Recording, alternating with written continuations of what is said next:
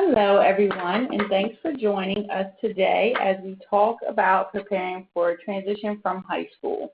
My name is Mary Andrews, and I'm a parent consultant for the Parent Information Center. And I also have Larry Ringer, who is the Director of Training for the Parent Information Center. Good afternoon, everybody.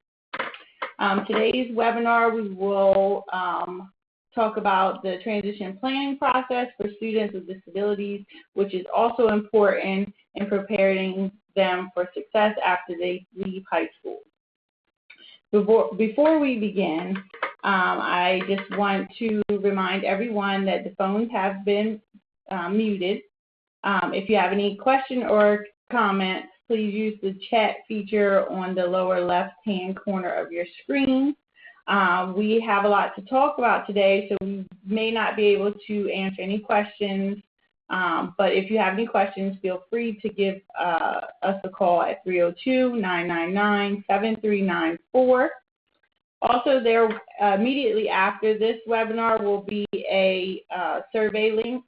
It's important to fill that out. Your feedback is essential to improving our services for students, families, and professionals.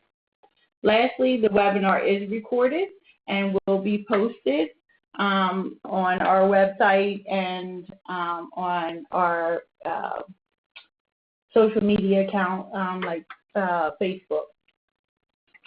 So, a little bit about the Parent Information Center is a statewide nonprofit organization that seeks to engage all families in their child's education with a particular focus on supporting families of children and young adults with disabilities, and professionals by providing information, education, and support around special education programs and related services. PIC provides support to families in a number of ways, like webinars like today. We also do live trainings where we meet with a group of parents, Facebook Live sessions, which are held every Tuesday at 1, and you can like us on picofdel or Parent Information Center on Facebook, and you will be able to see those. We also have resources on our website, including parent guides, fact sheets, PowerPoints, and webinars. Our website, again, is picofdel.org. And then we also do one-on-one conversations with parents by phone, email, or in person. The objectives for today are going to be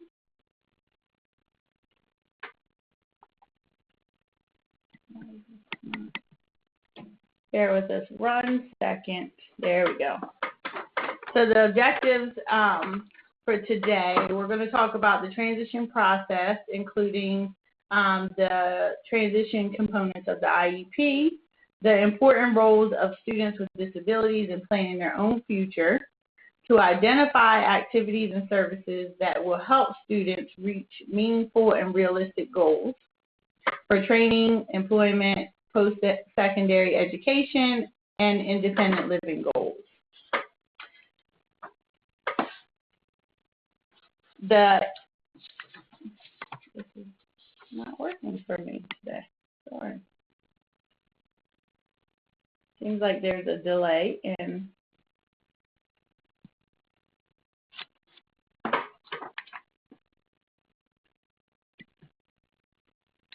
our slides here. Hold on 1 second. There we go. The Individuals with Disabilities Education Act, also known as IDEA, is a federal special education law. Delaware law is consistent with IDEA, but also provides some additional rights to students with disabilities. In the IDEA, the Congress specifically underlined importance of transition, that one of the most important purposes of special education and the IDEA is to prepare youth with disabilities for the following after they leave high school. And those are training, education, employment, and independent living. Delaware law also includes this focus on transition and these four focus areas. These four important focuses are training, education, employment, and independent living. And they will be a theme throughout our training today. As we are discussing today, transition is an ongoing process. It's not a document. Transition planning should be an important part of a youth IEP, not a separate, disconnected document. Transition is the process of helping students with disabilities make a smooth passage from high school to their life after high school. Transition is also the process of planning and implementing services to support that smooth transition based on the student's unique needs. As we will explore in more detail, state and federal law have specific provisions about transition-specific content that must be included in the IEP of the older youth. The IEP, for those of you who are not familiar with it, it is the individualized blueprint for each child's special education and related services. Let's talk now about when transition services kick in. When do school districts need to start meeting those requirements? In Delaware, they need to begin beginning at grade 8 or age 14, whichever of those two comes earlier. Both state and federal law also say that if the IEP team for a particular student determines that transition should begin at an earlier age, then the IEP needs to address it at that earlier age. One of the most important purposes of special education and their education is preparing our young people for adult life. So the IEP team should always keep this in mind when working for a child with a disability. So although the formal requirements do not begin until grade 8 or age 14, we should always be thinking about, as we're working on a child's education, how will this further their preparation for adult life with as much independence as possible? We will be discussing the following in detail today. First of all, the content. How must the student's IEP address transition? Secondly, the process. What is the process that needs to be followed in developing and implementing the transition content of the IEP? And then finally, who? Who must participate in the process of developing the transition content of the IEP? What is the transition planning? It is a collaborative process in which the team of the following work together. The school personnel who know the student and are knowledgeable about post-school opportunities and transition processes. The parents, the students, and other relevant agencies such as vocational rehabilitation. And then we have future focus, preparation for opportunities, training, education, employment, independent living, and then identification of transition goals and services to reach those goals. So let's talk about what the IEP needs to include in order to meet the transition requirements. First of all, there must be appropriate, measurable post-secondary goals. And when I say post-secondary, we're talking about future-focused. We're talking about those goals for what needs to be, we want to be true, and hopefully will be true for the student once they leave high school. Secondly, based on what are called age-appropriate transition assessments, or assessments that look at what the student can do, their capacity for progress, what their challenges are, etc., there need to be assessments related to, again, those four areas: training, education, employment, and for some students, independent living skills. Now, one thing I want to reinforce here, many people think that independent living skills are only needed to be included as part of the transition process for students with the most severe disabilities. But that's not true. Well, it really is particularly important for students who have needs about motoric needs, about perhaps toileting, about being able to feed themselves, prepare food for themselves, etc., things like that. We're also talking about potentially about many other students with disabilities. For example, it can be including things like money management, or transportation, so that a student who leaves school can independently get around the community, job-related social and communication skills, etc.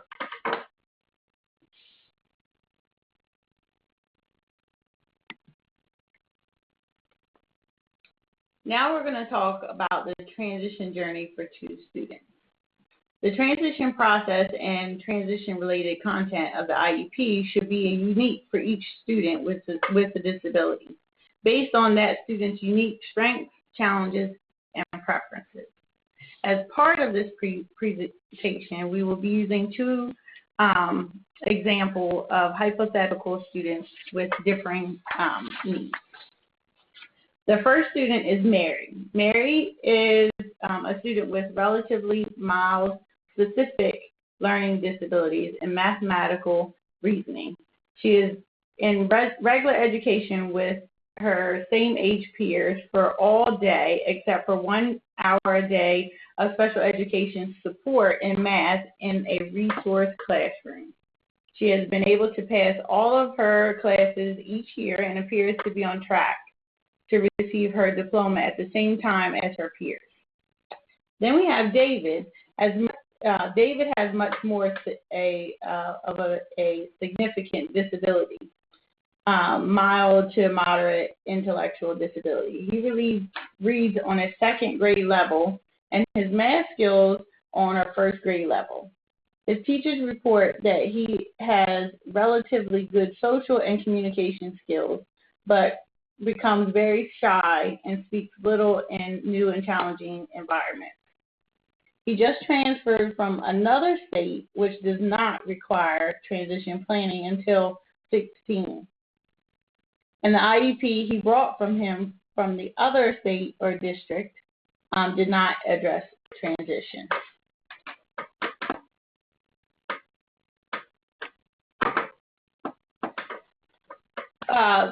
Post-high school transition goals are statements that communicate what the student will achieve after high school. They can also have goals of what the student will achieve while still in school, high school, based on the transition services and activities that are provided to the student. Transition goals should be based on the student's strengths, preferences, and interests. Transition goals need to be appropriate to meet the student's unique needs and interests. They also should be measurable and based on age-appropriate assessment. Transition goals need to be clear so everyone could agree if they were met. Transition goals need to be ambitious and realistic. They should help the student stretch towards their aspirations, but not be so unrealistically ambitious that they become meaningless or cause the student to lose motivation. The kind of specific goals will depend on the unique interests and strengths of the individual student and may change or become more specific as the student approaches leaving high school. Now let's look at some transition goals. Mary described 2 students, Mary and David, and we'll look at what some goals may look like for them given their unique needs. We'll also talk about a student named Tom who has disabilities which are sort of in between these 2 students. So he's functioning kind of in between David and Mary. And this is a student for whom, for example, a 2-year college program, community college program, may be a realistic goal. So you can see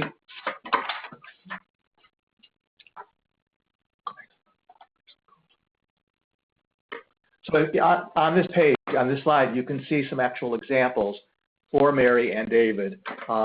These may not be the ones that are appropriate for them, but these are examples of what a post-school outcome goal may look like.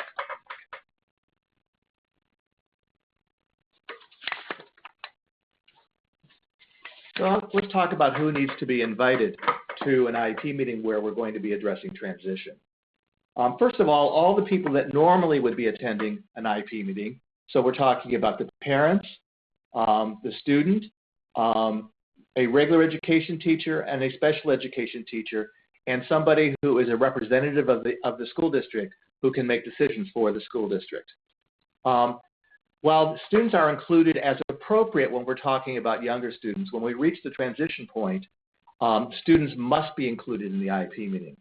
And it's important that they not just attend the meeting, but they really be a meaningful participant in the meeting. So let's look at some strategies that can be used to prepare a student to participate in a meaningful way in the transition component of their IEP meeting. This is not always a simple issue. For many students, they've not really been involved in decision making about their own lives previously, and certainly have not looked forward to the future. Many students have not been involved in meetings, including several adults, where there are adults who are professionals and their parent, and the student needs to also be an advocate for themselves. This may be a new experience for them, and they really need to be prepared for, rather than just sort of saying, well, we invited the student, they sat there, they didn't do anything.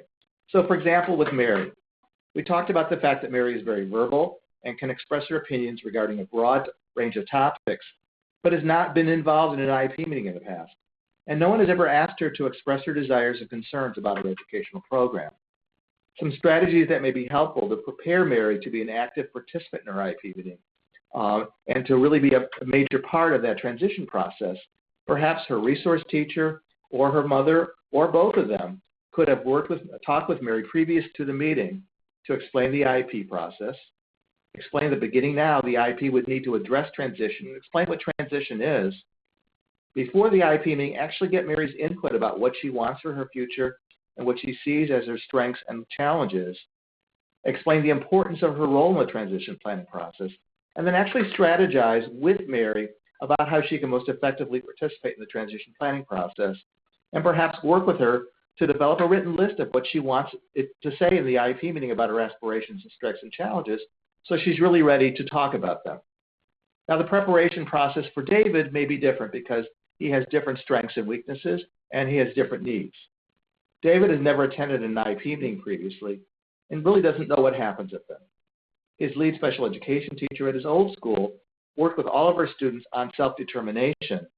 So David has some practice in expressing what he likes to do, but David is particularly shy with the groups of adults, and particularly a formal meeting like the IEP meeting. In order to prepare David for his role in the IEP meeting process and make him as comfortable as possible in expressing himself in the IEP meeting, the school's transition coordinator and David's parents may each have talked with him before the IEP meeting about, first of all, what is the IEP process, explaining what an IEP is and how that relates to his education. Tell him the IEP meeting will be about his future, so he is really an important part of the team. And other members of the team really want to hear from him about what he wants and needs for his future. Explain that transition is about getting him ready for his future so he really understands the importance. Ask David about what he wants for his future and what he sees as his strengths and challenges, and take notes for him. Part of this discussion could include talking with him about options, and then actually practice with him, rehearse his explaining what he wants for his future so he's really ready for the meeting. In addition to the student who is a new required participant for the IEP meeting, the other participants that must be included in an IEP meeting where transition will be discussed are representatives of any agencies who may be responsible for providing or paying for transition services. So we're often talking here about vocational rehabilitation or DVR. It could be another agency that supports individuals with disabilities in living as independently as possible in the community. So the school district really needs to look at who are those agencies that need to be involved in the process and then invite them. Now let's talk about some important information which is important to the transition planning process. First of all, at the IEP meeting, the team needs data about the student's strengths, disability and challenges, interests, and preferences. And those should be the basis for the planning of the transition supports and activities and services in his IEP.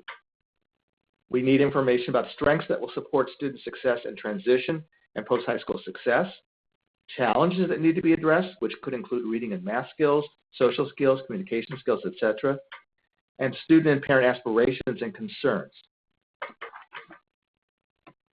Let's look at some more information that's really important to support the transition planning process. We need to look at the courses and experiences the student needs to achieve the goals in the IEP, one of which can include graduation. And we'll be talking more about graduation later on in the presentation. What data sources, including assessments, are going to be used in the transition planning process? And will these sources provide all the needed information? If not, what do we need to do to get additional information to support the transition planning process? Let's look at still more information that's needed for the transition planning process. We need to look at how does the student's disability affect their involvement and progress in the general curriculum, the curriculum which is used for children without disabilities. First of all, let me explain that needs to be addressed in the IEP for students beginning when they first get their first IEP. We always need to be looking at how they can be involved in and progress in the same curriculum that we would use for children without disabilities. It's going to look differently for different kids. Some children will only be able to participate in the general curriculum in a very adapted way, whereas other students, Mary for example, will be able to participate in the regular education curriculum as long as they have support to them in doing so.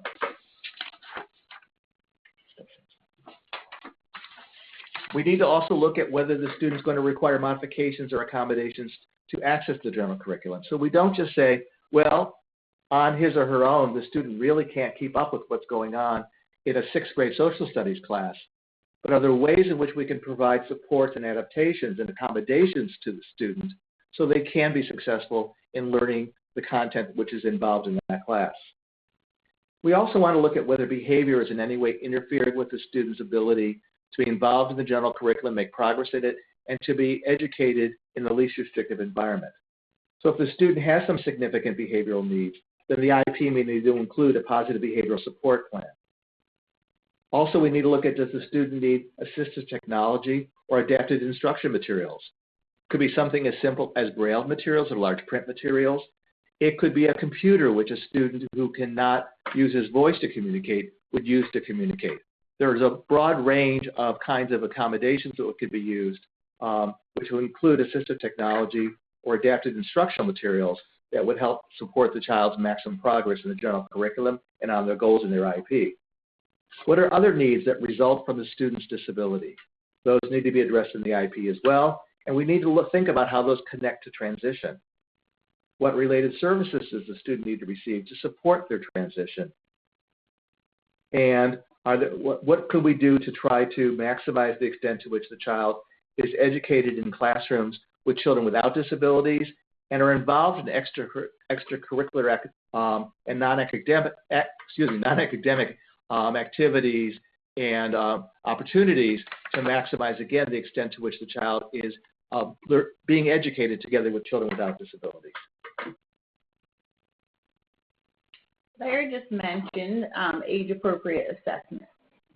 Age-appropriate assessments are used to maximize relevance and usefulness in planning for adult life. Examples of formal assessments are IQ tests, structured vocational assessments, social and communication inventories, and learning styles. There also are informal assessments like classroom observations, portfolios, and parent and student input. Examples of post-employment assessments will give students and their families information about the student's interests, skills, and challenges, which can lead them to consider different career options based on their likes and dislikes, help identify appropriate goals and services to support success in securing a succeeding job, can include both technical skills and job-related social and communication skills.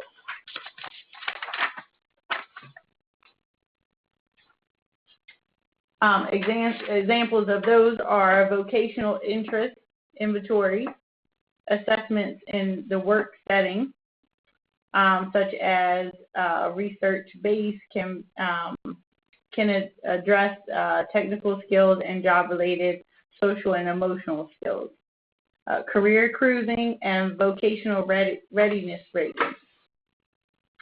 Independent living skill assessments help determine whether a student needs a goal in this area. and the type and amount of support they will need.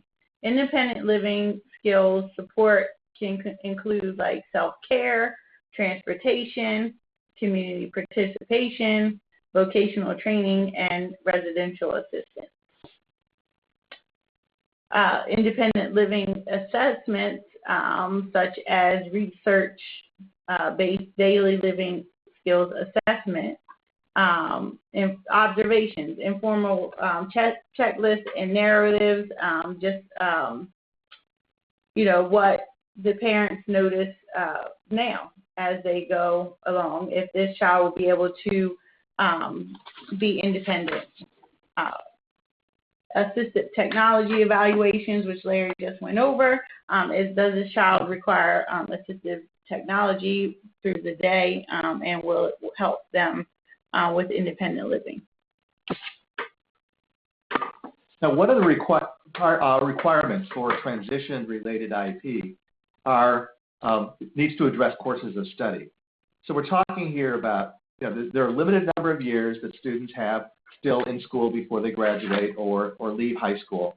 And so we really want to maximize how we use the courses that are available, the opportunities that are available to really help the child reach their goals, which could include getting a diploma.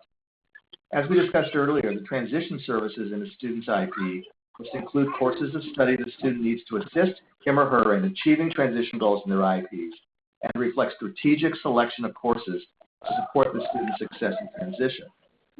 The transition planning process in IEP for each transition age student needs to identify courses and credits which are needed to earn a high school diploma in Delaware.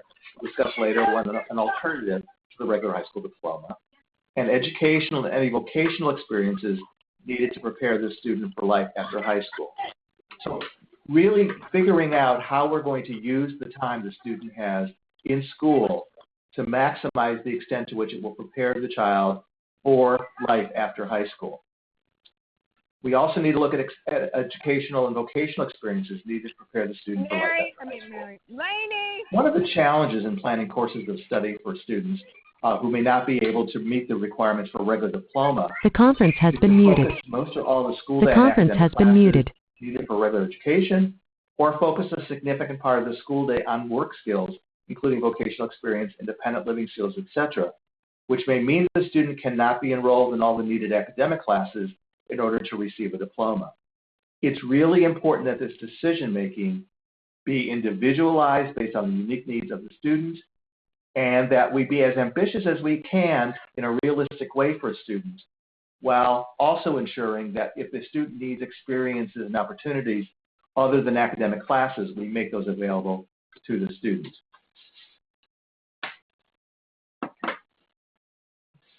Let's talk a little bit further about courses of study.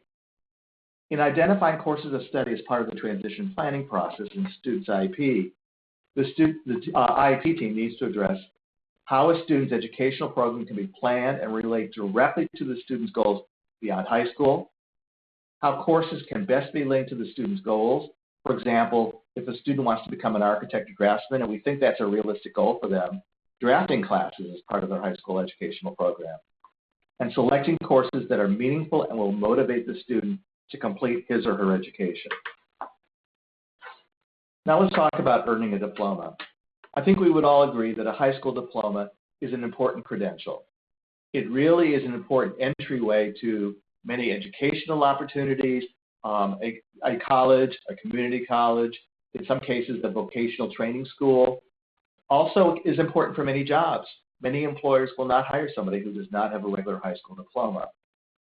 Delaware law, like other states, sets forth specific requirements regarding the credits that need to be earned.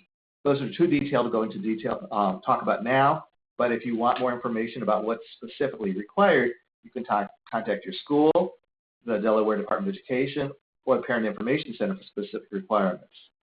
And as we spoke about earlier, it's always important to strike a balance between graduation and other critical skills that a student may need.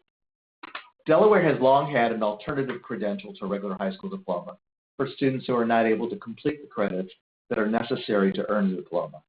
In the past, it was called a certificate. Most recently, in the most recent past, it was called a diploma of modified performance standards.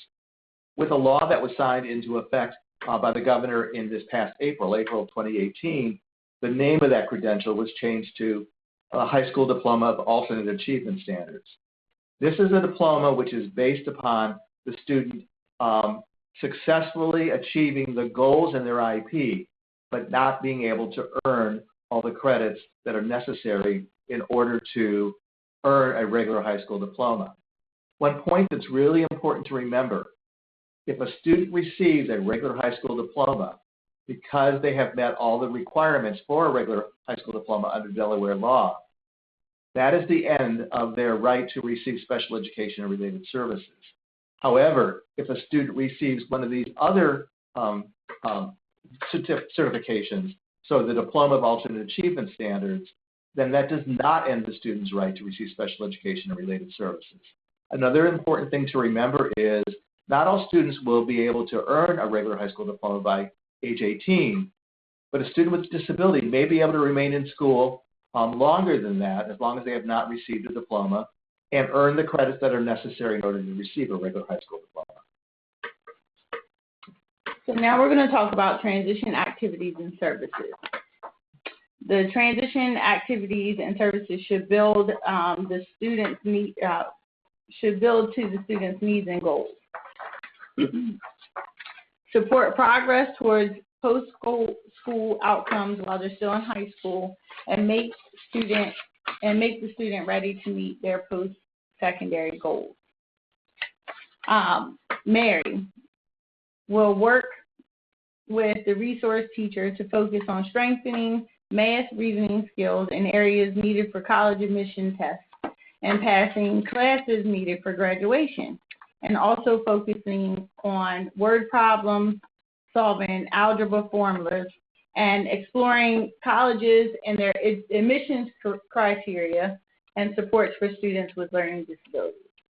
David will focus on functional reading skills and be able to follow simple written job directions.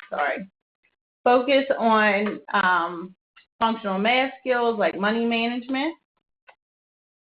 And then we're going to talk about the school's responsibility in transition. They need to identify the data sources, assessments, and conduct them accordingly. Invite students and prepare them to participate, like Larry said. Help them learn what an IEP is if they've never been to one, and help them get ready for them. They will also invite and coordinate with other agencies such as DVR, facilitate the planning process, and have it student focused and future focused to build the student's strengths, experiences, preferences, and interests. They also should track the progress of the student and the student's IEP. They should as well coordinate the process and facilitate effective participation of the student and agencies. Lead the discussion of the potential goals. Help identify activities and strategies. The student's role in this transition IEP should be, the transition should be student focused, like we talked previously. It should involve the student in planning as soon as possible, so as early as 14, the age of 14 or 8th grade. Helping the student actively prepare and support the student with their involvement. And after 8th grade and by 14, student participation is always important and required if the transition is a purpose of the IEP. Okay. Let's talk about what happens for students when they hit age 18. I'm just going to kind of give an overview of this because it's somewhat complicated. And again, if you have questions about it, you can contact your school or the Parent Information Center or the Delaware Department of Education. First of all, in Delaware, 18 is the age of majority. That's the age at which a student or a young person is considered to be an adult. Delaware law provides for a student to assume some rights while a parent continues to get notices. So for some students, when they hit age 18, if that student is determined to be capable of providing informed consent, then most of the rights that have previously been held by the parent would change to the student. So the student would be making decisions for themselves. Parents would continue to receive all the notices that are required. Delaware law sets out a process for making this determination. If a student is not capable of informed consent, then an adult, most often the parent, would continue in the role of making the decisions. Again, the issue is more complicated than this. We'll be happy to talk with you about it if you have questions, or you could contact your school or the Delaware Department of Education.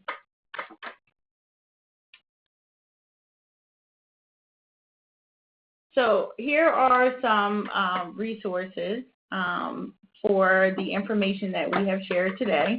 The Parent Information Center is one resource. We also have the National Secondary Transition Technical Assistance Center, the Career Training and Education Program, the Center for the Parent Information and Resources, the Parent Center Hub, that's a great resource, the I'm Determined website, and the Delaware Disability Hub. We will post this on our outlets, our Facebook and our website, so you can go back and listen if you missed any of it. If you need to ask us any questions, please feel free to call us at 302-999-7394. This is the end of our formal presentation. If any of you have any questions, which we may be able to answer or we may need to talk with you individually, you can include them in the chat box at the lower left-hand corner of your screen. We'll wait a few moments to see if anybody has any questions they want to ask.